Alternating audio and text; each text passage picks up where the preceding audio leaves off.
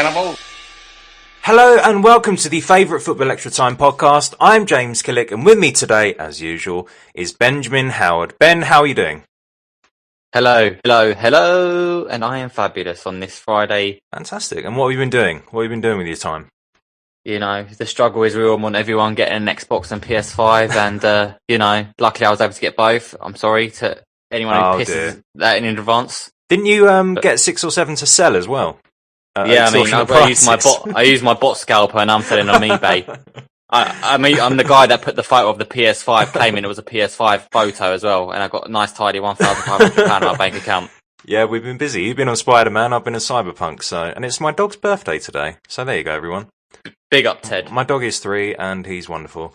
Actually, just before we begin, I just wanted to say a huge thanks to everybody who's listened recently, and I get the feeling that people may have passed on the pod because our numbers have really shot up. So thanks so much. I mean, we do ask you to do it, and we're never quite sure, but yeah, thanks so much, guys. Arrivederci to everyone. Arrivederci to everyone. Exactly, whatever that means. So, jumping straight in then, let's start with the first game, which is going to be Wolves 2, Chelsea 1. So, Ben, this season, Chelsea, potential title contenders, and Wolves, we haven't been sure about, although actually I heard their points tally is actually the highest at this point, which did surprise me. What did you think of this game?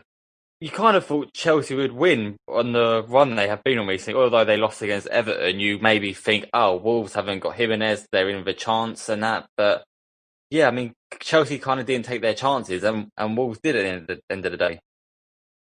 Yeah, I think it was as simple as that, really, wasn't it? It was quite a tight game, wasn't it, really?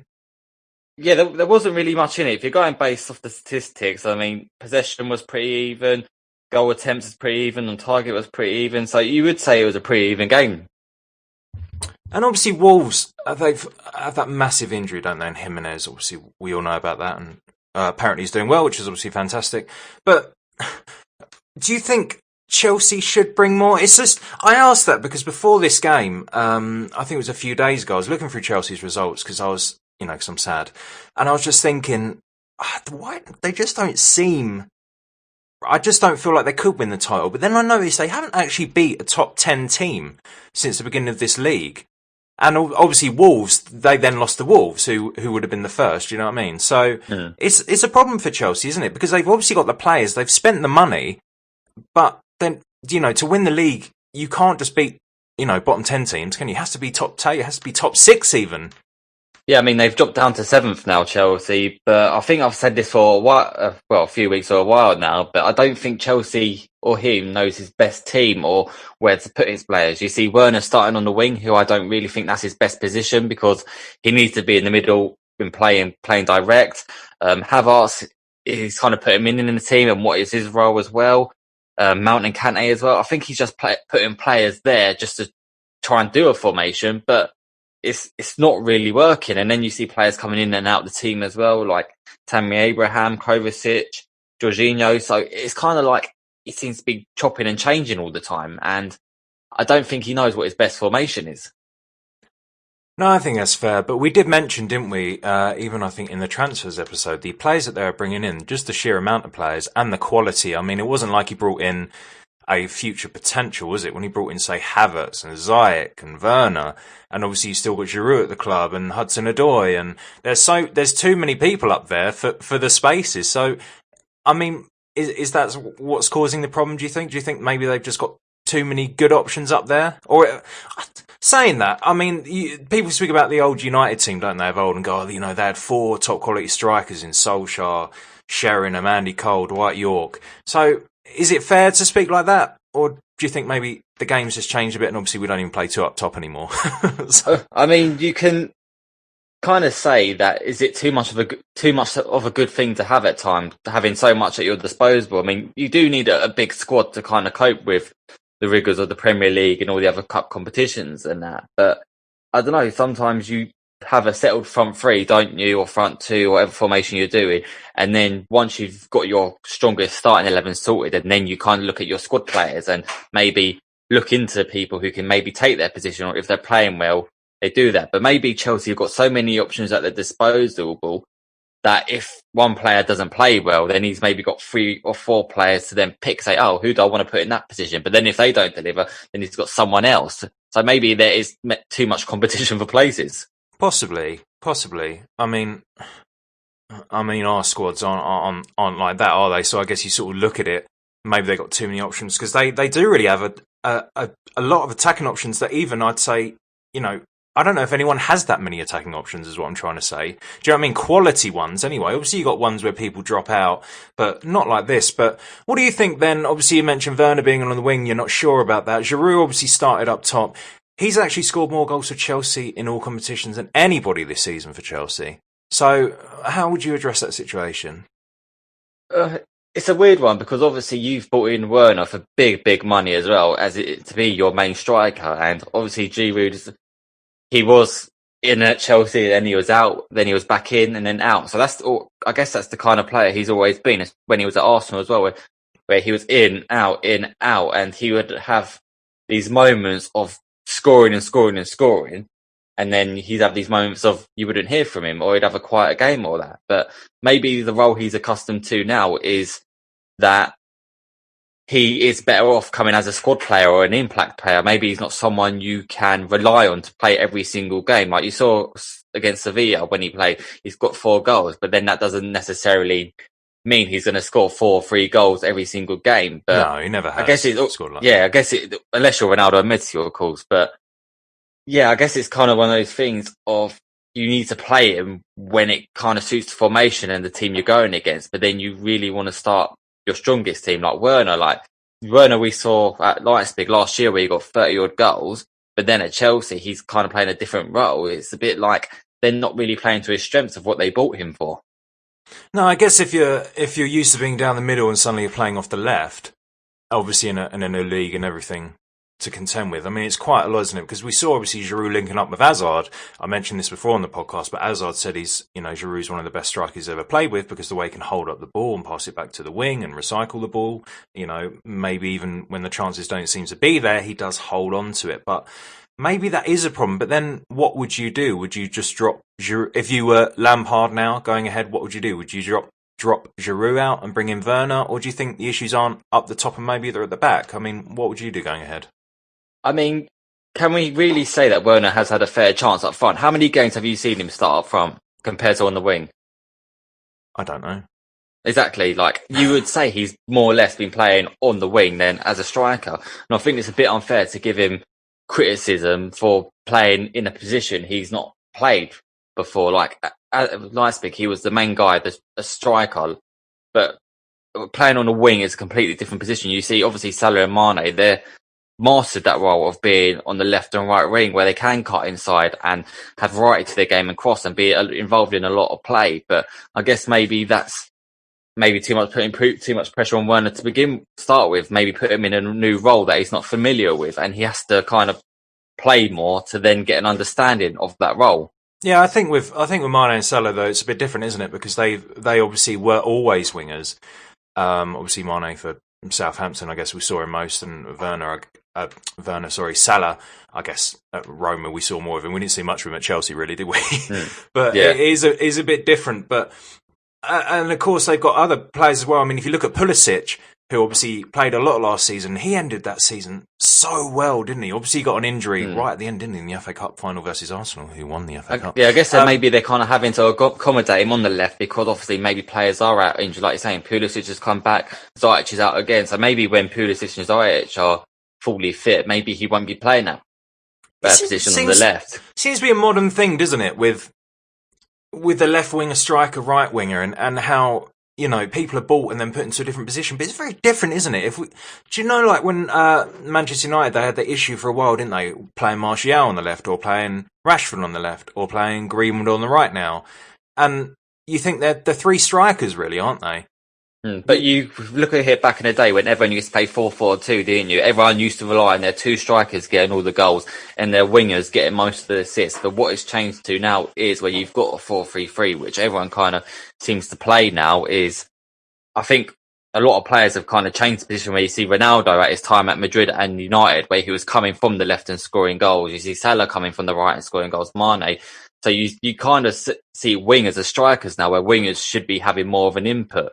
Yeah, they're more forwards now, aren't they? I mean, we're not in the days now where obviously I'll use Beckham as the most prominent example, not whipping it, 40 yards into the box or something. Do you know what I mean? Staying wide. Obviously, like you say, they come in and score goals, and maybe that's why. But I think it does cause problems, because even if you look at Arsenal with Aubameyang, and you could mention a hell of a lot of other clubs really, with maybe people you see more as strikers suddenly having to go to the left or the right, and it's different. It's not the same.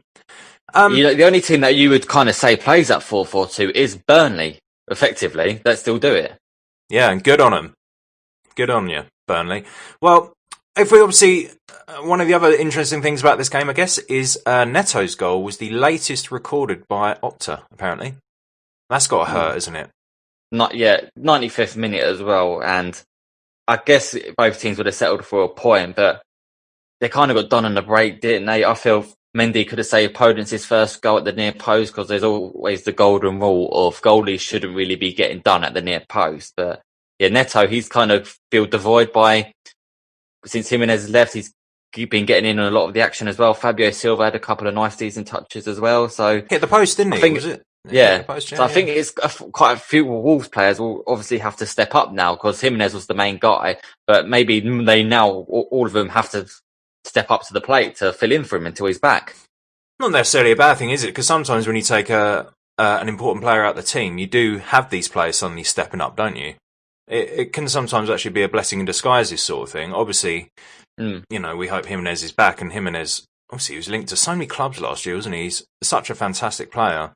And, we hope he's back as soon as possible. Right, let's move on then to the next game, shall we? Manchester City 1, West Brom 1. Ooh. Who would have thought? Not me. What happened? I mean, I'm pretty sure someone somewhere put on a tenner for 5-0, and he would have got like £15 back somewhere. It was a strange game, wasn't it? It was just another strange game in a strange season. A strange game followed by strange consequences. Imagine drawing 1-0 with City and putting in quite a good performance and then being sacked. Yeah, we'll come on to that at the end of the game, but yeah, very good point, Ben. Yeah, that was a bit of a strange time to do it. What do we think of the performance in general? Because I think, really, on balance, Manchester City had chances, didn't they? West Brom's goal came really, I mean, it was an own goal. It was a deflection. You can't really do much about that. No, but they had chances, didn't they, City? Especially at the end. And I know, obviously, their keeper played out of his skin. West Brom's goalkeeper, his name's eluded me. What is it? Sam Johnston. There we go. Cool. But there were so many chances where they were good reflex saves, but they were in the middle, weren't they? They were close to him. Not taking anything away from Johnston, but put them in a corner and it's game over, isn't it? Well, you look at the stats as well. So he had near enough 80% ball possession, 26 goal attempts. Like, usually if City have 26 goal attempts, that's usually 5 or 6 goals that are going in. And I guess that's what we're kind of associating City with now. Where is that striker that's going to get all their goals? And Gabriel Jesus, he's done all right, but I wouldn't say he's going to get you 20 to 30 goals. And I guess maybe that's costing City not having that natural born goal scorer, because obviously with Aguero out and hardly playing as well, it's a bit like, who's going to take that burden to get them goals? Yeah, he's been out for such a long time, isn't he? And I think maybe it's just coming to the end for him, because I think he's just picking up these knocks. Obviously, we've had, whatever's happened this year, but I heard a stat the other day, like he hasn't scored in the Premier League since January or something. Maybe producer James can check that for me, because it's good being. Well, I think he scored against Villa, didn't he? I'm pretty sure in the restart he scored when the Premier League restarted. He definitely scored, but he hasn't scored this season in the Premier League yet, which is unheard of for Aguero. But you have to look that they've only scored 18 goals this year. Palace have got more goals than City this year. Who would have thought that?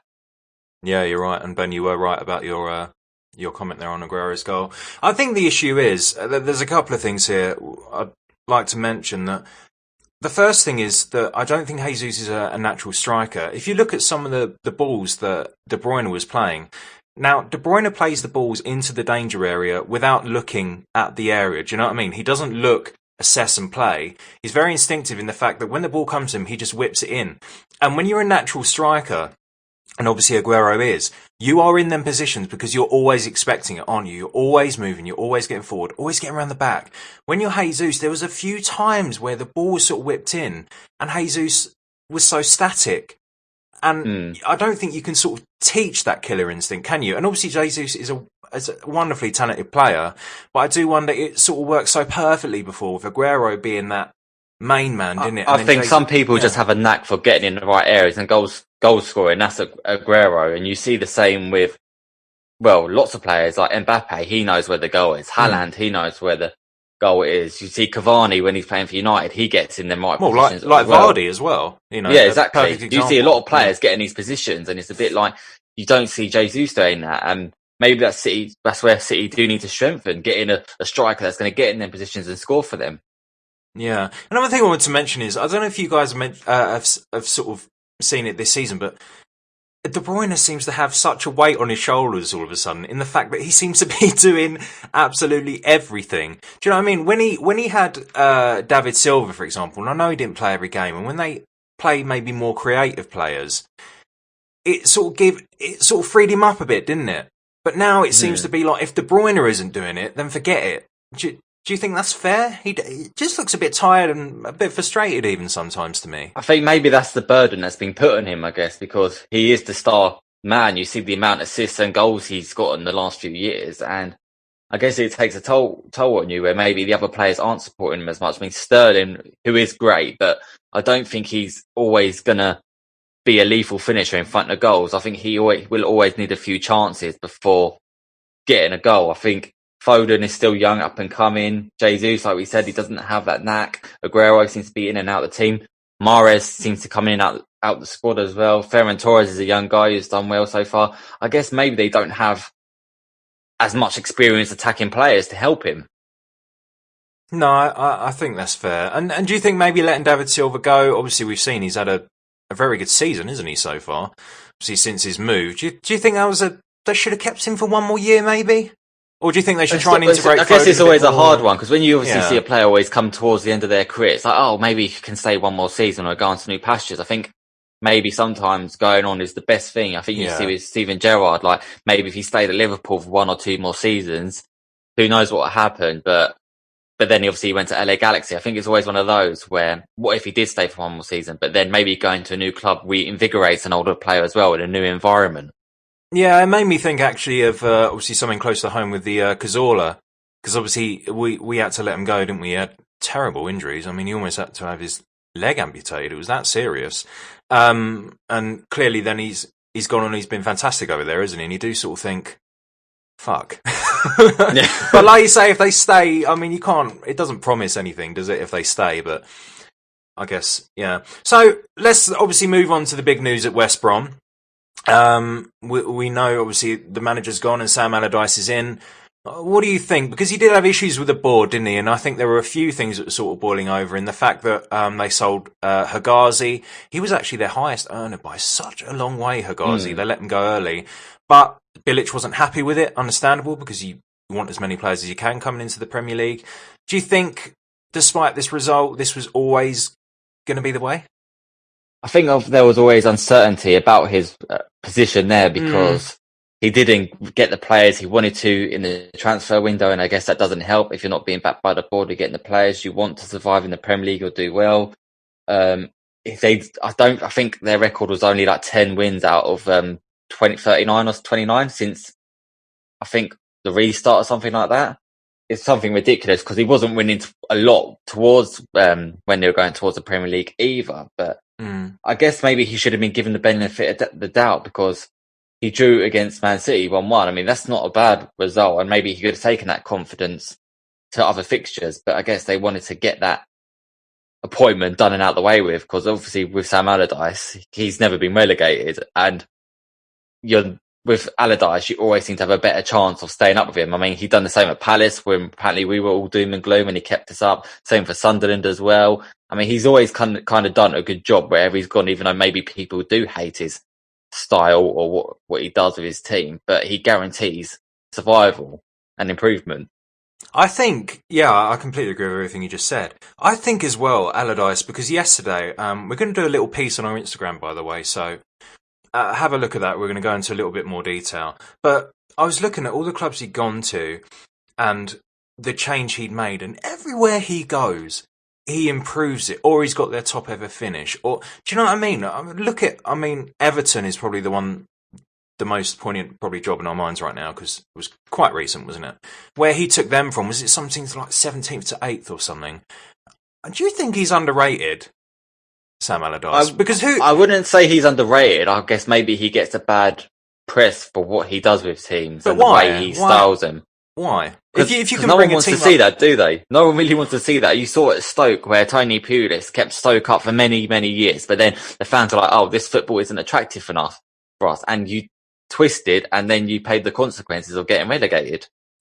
I think I've always had a soft spot for him, because it's not like I love him as a person kind of thing. Do you know what I mean? But I just don't think you can argue with what he's done. And I think, how many other managers can go somewhere and do that? Do you know what I mean? It's such a specialist skill, isn't it? I mean, this is the guy saying that Crystal Palace was his last job, so he's a liar first off. But but he does have a certain skill set, and the skill set is make yourself hard to beat. Yeah, that is it. Make yourself hard to beat. I mean, if they can't score against you, then you're either going to get a draw or nick a 1 or 2-0 win. And I think that he thrives off that as well. Yeah, I just think it's so impressive that you can take a team that you look at and you think this team cannot defend. They cannot stop conceding goals, and then suddenly they just stop conceding goals, and you think, what has happened? You would imagine he would get the backing there to get some transfers in January and that, because I don't think he maybe would have gone if he couldn't get the backing, because I think the same at Palace, if he got a backing in January where we got Luka and Sacco on loan, so I imagine he will get some improvement in that defence of who he wants. Yeah, he might need to spend a bit of money. I don't think they're going to throw an absolute bomb at it, but there may be one or two players that, or they would have spoke about this already, wouldn't they? One or two players. If you get me these players, we can stay up, or whatever. Yeah, man, while they're at it, please change that second kit. That looks like Ronald McDonald from McDonald's, because that's hideous. Maybe that's why they got the draw wearing that kit. Maybe that's a lifesaver for them. Put off the team with that kit. I don't know what they're thinking with that kit. Who approved it? You can say that about a lot of teams this year with their kits. That's true. Everyone's got to be a bit, everyone's got to be a bit out there these days, haven't they? We've seen some of them recently. Wild. Let's move on then to the last game, Ben, before we go to our break. Liverpool 2, Tottenham 1. What do you think? In the words of Jose Mourinho, the best team lost. But then I could just be spouting bullshit on that. Did the best team lose? No, because we saw a typical Mourinho performance. You would maybe say that Spurs had the better chances, but it was all Liverpool with the possession and wanting to drive forward, and that Spurs obviously relied on the counter-attack, weren't they? Defend deep and solid, and then try and hit him on the counter-attack. And we saw that Son goal, who I believe is offside, but that's another matter. And I think they kind of paid the consequences for it in the end by not taking their big chances. And if you're going to keep playing that style, then it will eventually maybe catch you out now and again. And Liverpool caught them out. I remember Tim Sherwood when he was doing the Amazon Prime, he's like, "Oh, Liverpool aren't going to score from this corner. They don't look dangerous." And then second later, Firmino scores from the corner. Well, there's probably a reason Tim Sherwood isn't working at the moment, and that's probably it. Sense of danger, Tim. But obviously, if we look at the stats, Liverpool, as you say, absolutely swamped possession, 76% possession. And I guess it doesn't matter if you're winning games for Tottenham. If you have, 20 and you're winning every game, who cares? But obviously in this case they didn't. Liverpool with 11 shots on target and Spurs with 2. I mean, it's one way. Mourinho obviously updated his Instagram, didn't he? And as I said before, do follow him on Instagram because the guy is funny. And there was a picture of him sort of sitting there, and the caption was something like, "The moment we should have won the game," or something like that. And it was the Bergwijn chance or whatever. And you just sort of think, like, he's just on a wind-up, isn't he? He's back. Yeah, he loves it on Instagram. He's now getting all his jokes from Instagram now. Yeah, he deserves it. It used to be the press conferences. Now he's taking it to Instagram. It's good to have him back, though, isn't it? It is good to have him back. I like this version of him. When he was at United, he seemed a bit sad, didn't he? He looked a bit tired. Obviously, he was living out of a hotel. In a hotel, yeah. It's nice to see. I don't think at United he was ever given a backing or maybe felt loved at United. But at Spurs, I guess he kind of feels he's part of it at Spurs compared to what he did at United. I think being the underdog for Mourinho is brilliant, isn't it? Being the underdog, I mean, look at what he did at Porto, clearly. maybe one of the biggest underdog stories of all time in that competition. Obviously came to Chelsea, who had a lot of money, but they hadn't won. He makes them win, doesn't he? He does. Well, yeah, whatever team he goes to, Exactly. He's going to win. And at Spurs, as much as people may not like it, but I don't see them winning the league this year, but you can definitely see them challenging for a trophy, maybe in the FA Cup or going for the Europa League. Do you know what? I think Spurs do have a chance of winning the league, because I think you cannot say that. You're an Arsenal fan. I know, but I have to be, honest with the fans, But I think, because look at how Liverpool demolished teams, and look how well Tottenham kept them out for so long, and conceding from a corner is a bit of an anomaly, isn't it? If other teams aren't going to be able to break them down, and we've seen that it's not going to happen, so I think they've got a chance. And obviously, look at some of the chances they had. You had the Kane header, who were a couple of yards out. I mean, unbelievable to think he missed. Obviously, you had the Bergwijn chance, which hit the post. They had chances to score, didn't they? And if they would have gone 2-1 up, then that would have caused real problems for Liverpool. I think any other day you would imagine that's going in, isn't it? If they're not hitting the post, or Kane's obviously header was on target. But yeah, I mean, you would say even if maybe Tottenham scored, you could have seen Liverpool coming back, couldn't you? Yeah. I mean, Liverpool are always going to be contenders this season. And it is quite impressive for Liverpool, isn't it? Because they obviously do have their injuries, and they're sitting pretty.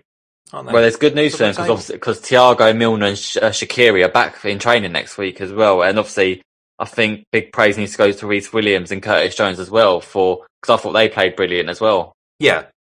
Oh, yeah, they did. Definitely. And Curtis Jones, not many people thought, he's going to really step up, but he's 19 and he's been performing really well for them. Yeah, good. I was about to move on then, but I'm glad you mentioned Curtis Jones, because I noticed he's not sort of super skillful, is he? Or I'd say he's very efficient for a young player, isn't he? And that's almost the hardest thing to become, isn't it? Efficient, because you obviously can have the tricks and you can have the speed and you can have these different things in sort of isolation, but he just seems to have such an understanding of the game, doesn't he? For such a young boy, really.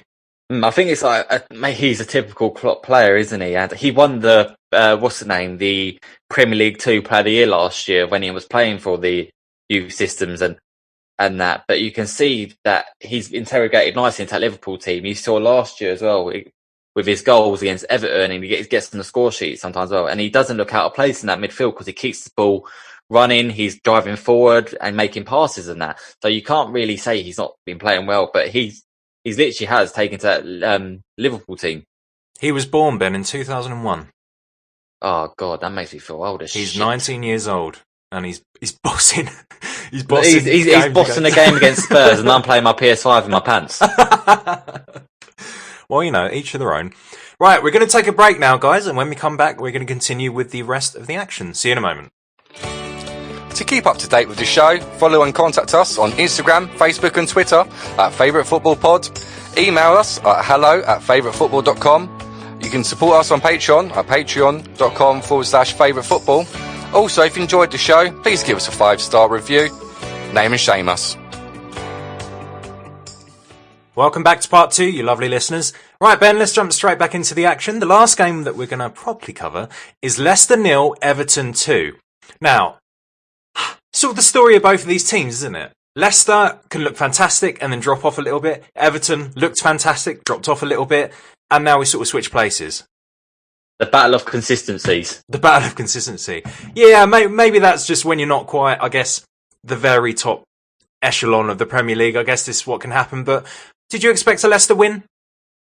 I was expecting a Leicester win, especially after dropping last week, the last game 3-0. So, and especially with Everton being a bit up and down as well, you'd imagine it'd been a Leicester win, but obviously we were all wrong there. So what do you think? What do you think the problem was for Leicester? Or do you think it was a good performance from Everton? I think obviously Leicester dominated a lot of the possession, but I think Everton were kind of soaked up and wanted to hit them on the break. And obviously, I'm not sure if I'm being harsh on Schmeichel, but I think maybe he could have saved a challenge shot because he kind of parried it into his own net. But then obviously the second goal, he's made 2 worldy saves, but then he just couldn't keep out the whole gate effort. So again, set pieces have decided the game effectively. And I don't think maybe Leicester, they seemed to change formation again, didn't they? Or sometimes it's either 5 at the back or 4 at the back, and it seemed like they were doing 4 at the back again. You hate a goalkeeper, don't you, Ben? I mean, if you're a goalkeeper, I'm the goalkeeper. Expect some scrutiny for me. I'm coming for you next, Ramsdale. Oh no, leave him alone. I feel very defensive of him. But that one was for Dan. Yeah, exactly. And Dan hasn't been here for a while, so we're safe. Obviously, looking at the Everton lineup, I was talking about goalkeepers. They started with Olsen, didn't they, instead of Pickford, resting Pickford, and kept a clean sheet. Coincidence? I believe not. Coincidence? I've not been sure about Pickford this season. I don't think any of us have really. So maybe it was for the best. Take him out every now and then, especially if Olsen's going to put in good performances. Well, I think he might as well stay there if you're keeping a clean sheet. I mean, Pickford, we've not been sure in him in 2 years now, so why not give him Olsen a chance to shine? I mean, he kept a clean sheet, and again, I'm surprised Everton did get a result because, as you've seen, when they haven't got a full 11. We have seen them struggle, but they were about Coleman, they were about Ding, they were about James Rodriguez, and obviously Sigurdsson going back into the team, who seems to be performing quite well. And maybe we underestimated the Everton team of maybe they can survive without key players to their team. Well, one player they did have is Richarlison, and we know what a difference he makes. It was his first goal in a few games, wasn't it? But he does add something to that team. When he's not there, it really does make a difference. Yeah, he kind of has a no fucks personality. Like, he'll just do whatever he wants. I think on Twitter he just calls out people as well and just says what he wants. And but he adds that extra edge to Everton because you see with Calvert-Lewin, he doesn't have that edge like Richarlison. Even though he's got more goals, but he's kind of like that box player. Get him in the box and he'll score. But with Richarlison, it's kind of the X factor and gets him going. It's a bit like James Rodriguez, where he can do something different. You mentioned Seamus Coleman there, and I thought about this when I was listening to some old stuff, and he sort of mentioned in passing, but do you know how much he cost to join Everton? It was cheap, wasn't he? He was very cheap. Have a guess how much. And all your listeners at home. 150,000. No, it wasn't that cheap. You fucked it now. No, 900,000. And that's not cheap. That buys a 4-bedroom house in London. And that was, though, in 09-10. I mean, that's been a better bargain than that in the Premier League. That's serious business, isn't it? Unless you're judging free transfers. No, because that ruins my point, and I'd like to make a good point. Maybe Jamie Vardy? Don't ruin my day, please. Jamie Vardy, how much did he cost? There you go. He was $1 million, so he was more. And he hasn't been there 10 years, so piss off. Premier League winner. Yeah, well, Seamus Coleman won our hearts, so what's more important? Do you think we're getting to that time in the Premier League where the big clubs will start to show their worth? Because if we looked at how mental the table was, but you look at it now, not so much really, is it? You're seeing the big boys up there. You're seeing Liverpool up there, obviously Tottenham, United. I mean, they're in 6th. Chelsea dropped to 7th, but they're all sort of up there now, aren't they? Obviously, you would say they're up there, but the points. It's so close. Like, you see Tottenham in 2nd with 25 points, Southampton 24, Leicester 24, Everton 23, United 23, Chelsea 22, West Ham 21, Man City 20, Wolves 20. And there's a point near enough between each and every single team from like going all the way down to 2nd to 12th. It's like a point between every single team. Yeah, I listened to the episode. I couldn't be there, obviously. I gave a listen to the show, and you mentioned that West Ham, and you seemed a bit upset because you put them in your relegation for your predictions. Which reminded me that I also put them in my relegation on my predictions. So I feel your pain there, but I mean, they have been impressive. Not that we're talking about them right now, but we'll give them a shout out. It will make Dan happy, won't it?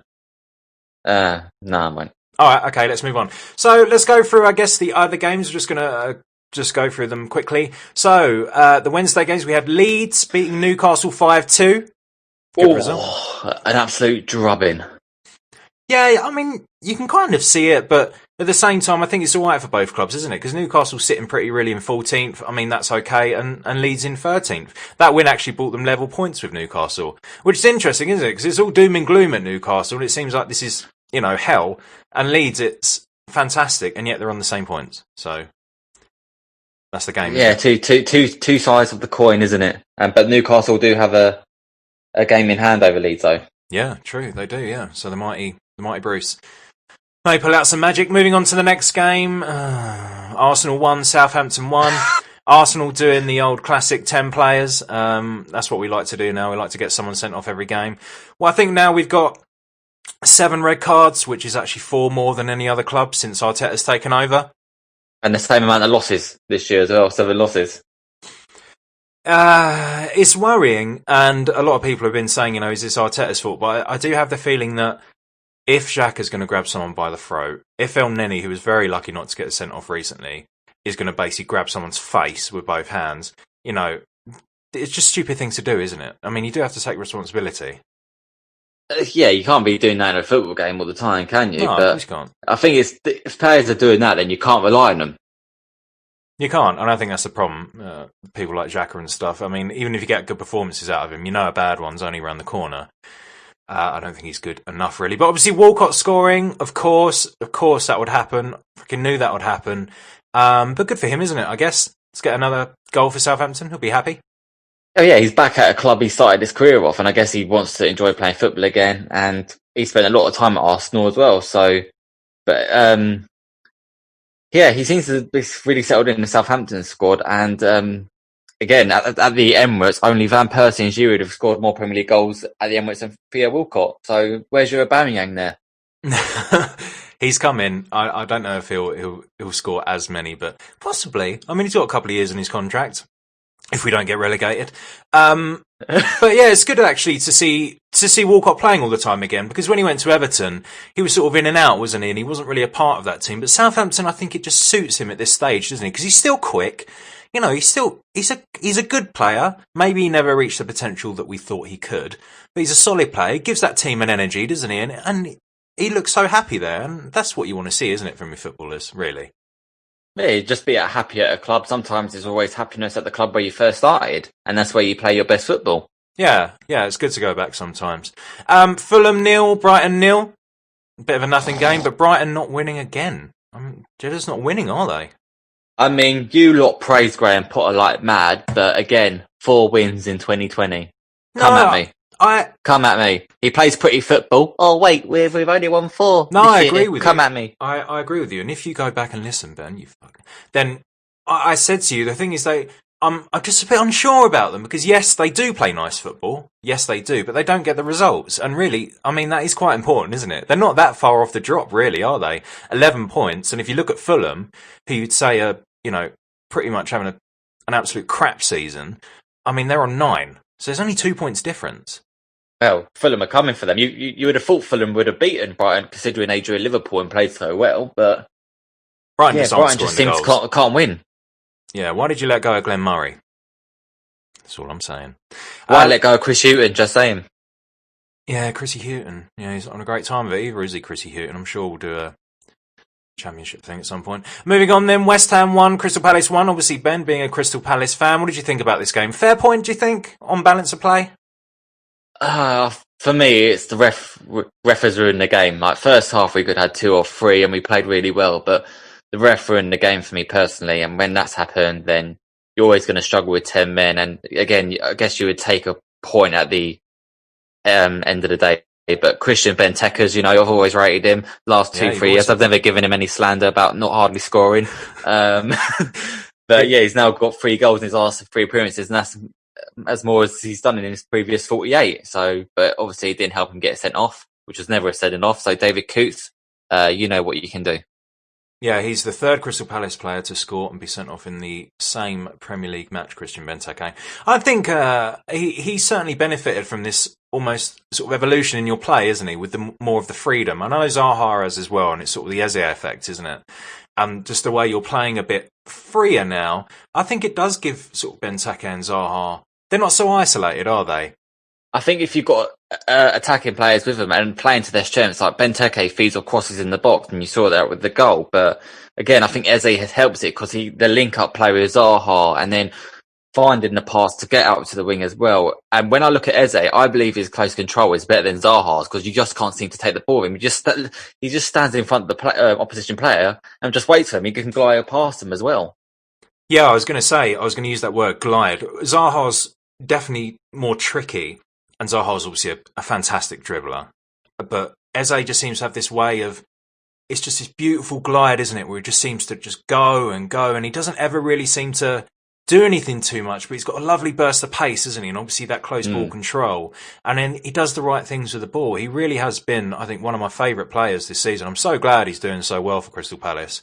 I am glad we chose him because we had the option of either we could have got Bowen in January, but we didn't pursue it. We were linked with Ben Rama, but yeah, judging by his performances, I'm glad we chose Eze. But again, we've now conceded an absolute worldie against the London Stadium. Andy Carroll done it against us a few years ago, and now Haller's done it again to us.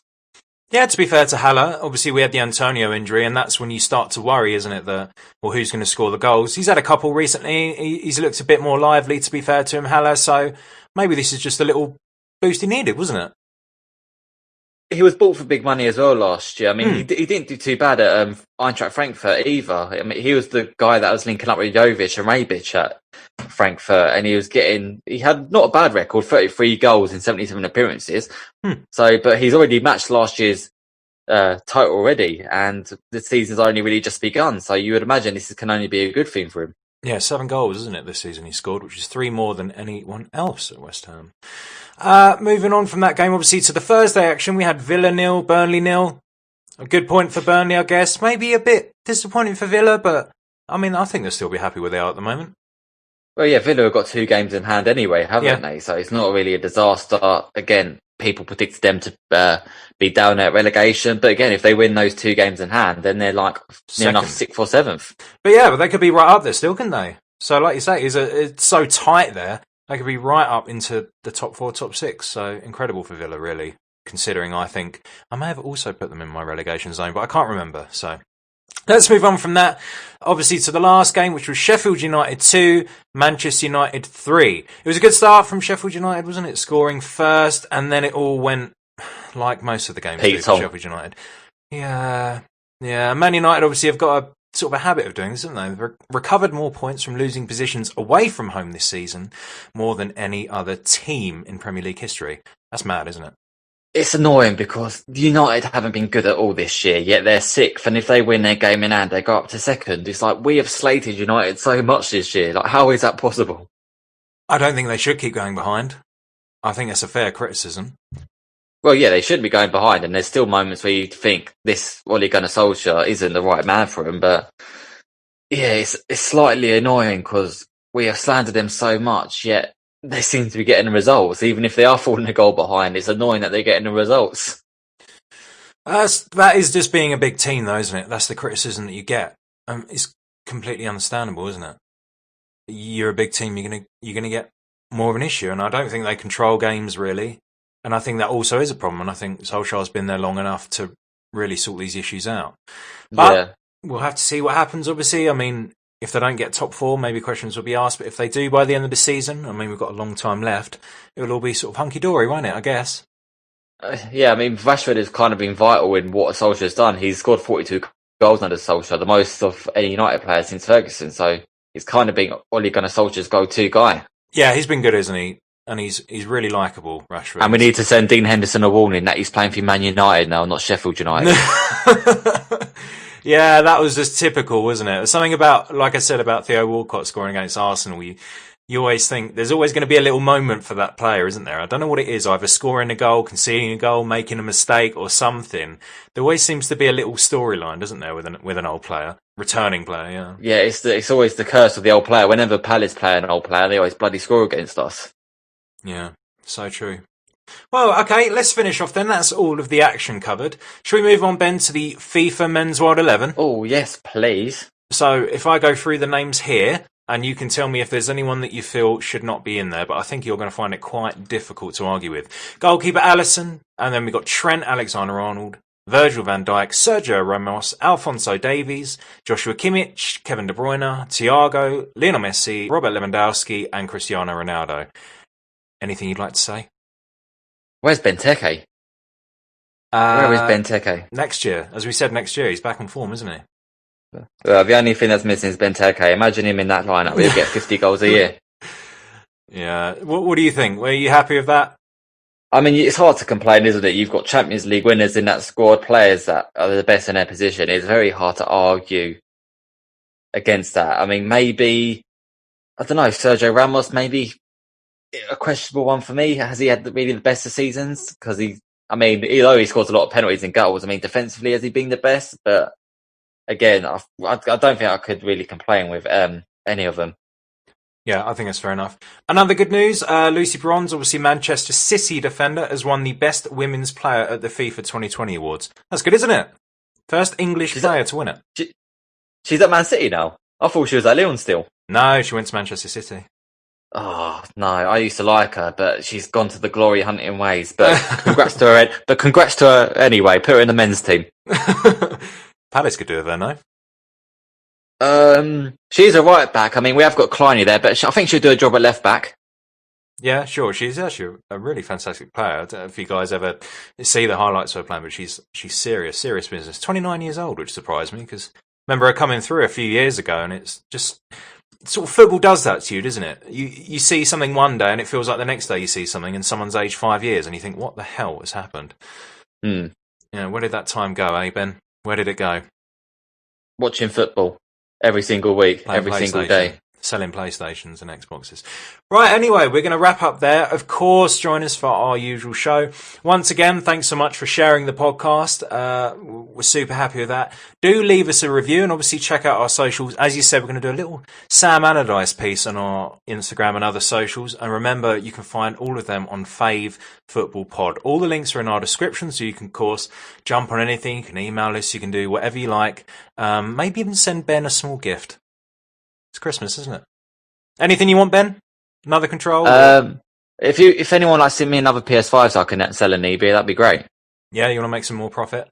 Fair enough, Ben. Yeah, just a word of warning. I am not selling PS5s on eBay before I get attacked at my house. I'm editing that out. Thanks so much for listening, guys, and we will see you next time. See you later. Bye.